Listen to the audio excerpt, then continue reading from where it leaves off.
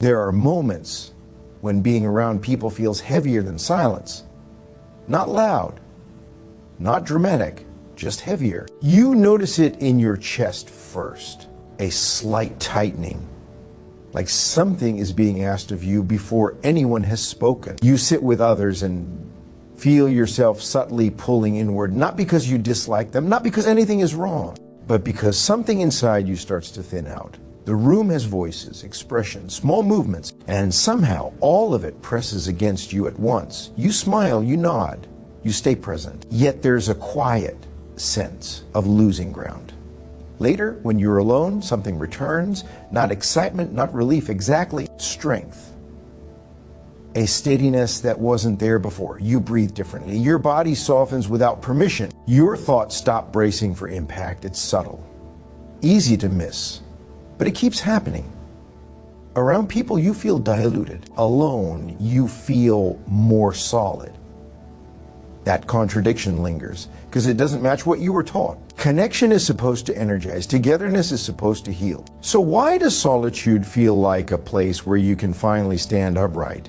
At first, it's easy to blame exhaustion, social fatigue, being too sensitive, but that explanation never fully lands. Because even with people you care about, something still drains. Even in safe rooms, something still pulls at you. And when you leave, when the door closes, when the noise fades, you feel stronger again. That's not the part most people notice. They see quietness, withdrawal, a preference for space. What they don't see is the invisible effort it takes to remain yourself in company. There's a constant adjustment happening. Your attention spreads outward. Your awareness stretches beyond its natural edge. You start tracking moods that aren't yours. Not intentionally, not consciously. It just happens. A shift in tone, a pause that lasts a second too long, attention you didn't bring with you. Your system registers all of it, and it begins to respond. You don't speak about it. You don't make it visible. You simply accommodate a small emotional lean here, a subtle softening there, a quiet holding back of what you were about to say. Nothing dramatic, but cumulative. Over time, it costs something. You might notice it in how tired you feel after ordinary interactions. Not bored, not overwhelmed, just thinner. Like you've been standing in a mild wind for hours without realizing it. Still, you stay. You show up. You listen. Because leaving feels rude. Because needing space feels unjustified. Because no one else seems to be struggling the same way. But there's something quieter happening underneath all of that. Something that doesn't announce itself. When you're with others, your attention isn't fully yours anymore. It becomes shared. Fragmented. Distributed across the room. You hold pieces of other people without naming them as such. Their discomfort. Their unspoken needs. Their subtle expectations. Not because they ask you to. Because your nervous system notices before your mind does. That's where the strain begins, not in conversation, not in connection, but in the constant, low-level act of tuning. You don't just hear words. You feel behind them. You don't just see faces. You sense what's being withheld. And slowly, without intention, you adjust yourself to fit what you sense. That's not the part most people talk about. They talk about introversion, about social batteries, about needing alone time to recharge. But this feels different. It's not about energy in a simple sense. It's about coherence. When you're alone, there's only one emotional frequency in the room, yours. No need to blend. No need to scan. No need to subtly recalibrate yourself every few seconds. Your system finally stops negotiating. And in that stillness, strength returns. Not loud strength, not confidence, just integrity. A feeling of being fully inside your own shape. You might notice your thoughts slow down. Body settles, your breathing deepens without effort. It's not that you become someone else. You become more yourself.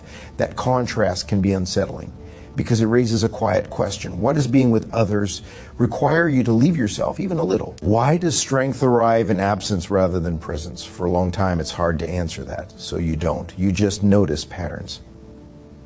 How you speak less when rooms get emotionally crowded, how you feel clearer after walks alone, how your boundaries feel firmer in silence than in dialogue.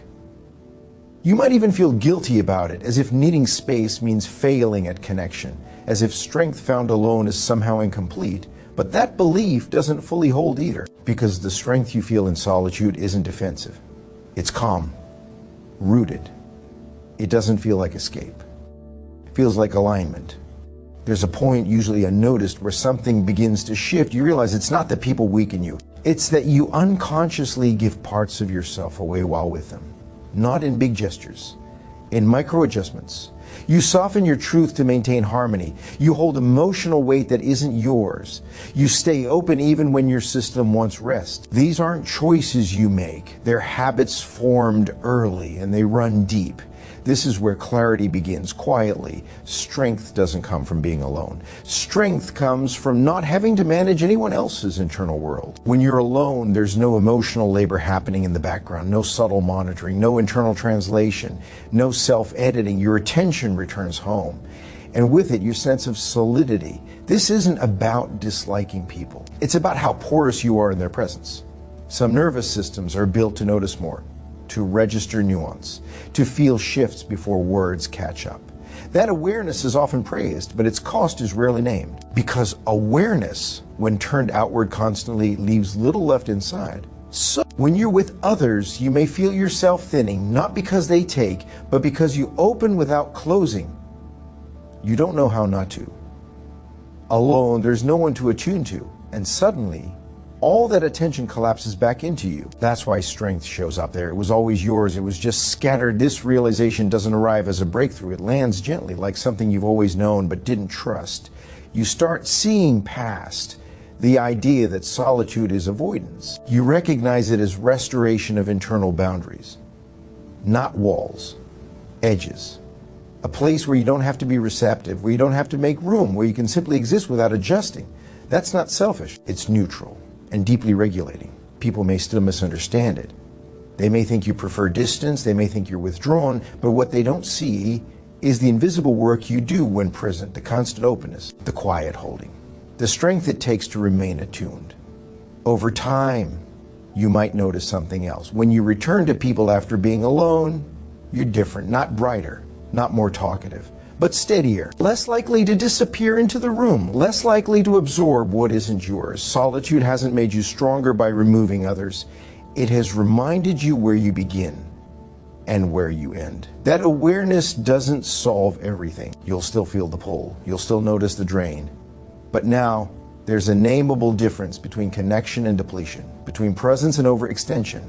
And in that difference, there's a quiet choice forming, not to withdraw completely, not to harden, but to notice when your strength is leaking out through unguarded openness. The ending isn't dramatic. There's no final lesson, just a softer understanding that the strength you feel alone isn't loneliness in disguise. It's the absence of emotional noise. It's your system finally undisturbed, and knowing that doesn't push you away from people. It simply lets you return to yourself before you reach for them. Slowly, quietly, in your own time.